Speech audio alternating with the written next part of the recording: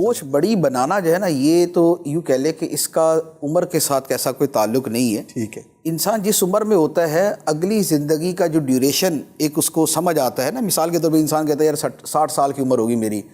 اب یہ بات اگر وہ 20 سال کی عمر میں سوچ رہا ہے جی تو اب پلاننگ کے اعتبار سے تھوڑا سا وہ اس کو پیش نظر رکھے گا. اگر 40 میں سوچ رہا ہے تو 20 کو پیش نظر رکھے گا. صحیح. اگر 50 میں سوچ رہا ہے تو 10 کو پیش نظر رکھے گا. لیکن جو سوچ کا بڑا ہونا ہے وہ بہرحال اپنی جگہ موجود ہے. اب وہ کیا ہے؟ کم از کم 2 اعتبار سے تو سوچ کو بڑا کرنا بڑا آسان ہے. نمبر 1 تو یہ ہے کہ اگر بالفرض ایک آدمی کو پتہ ہے کہ 60 سال کی عمر میں اس نے فوت ہونا ہے اور وہ 59 کا ہو چکا ہے، جسٹ 1 سال باقی ہے، تو بیسٹ یہ ہے کہ وہ آخرت کے بارے میں سوچنا شروع کر دے کہ وہ سوچ اس اب دنیا کی سوچ سے بہت بڑی ہے، تو لہذا اس کے بارے میں سوچ لے. نمبر 1. نمبر 2 یہ ہے کہ اب یہ جو اس کا 1 سال ہے اس میں وہ ان نیکیوں کے بارے میں سوچے کہ جو ہمیشہ باقی رہیں گی. صحیح.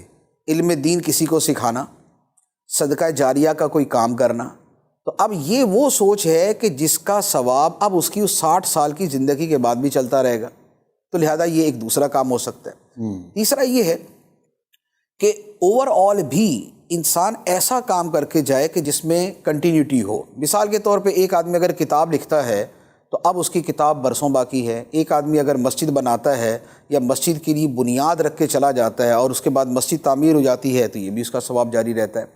تو اب جو زندگی کا پیریڈ انسان کے پیش نظر ہے اس کے اعتبار سے جو اس کی سوچ کا بڑا ہونا ہے وہ مختلف ہو جائے گا.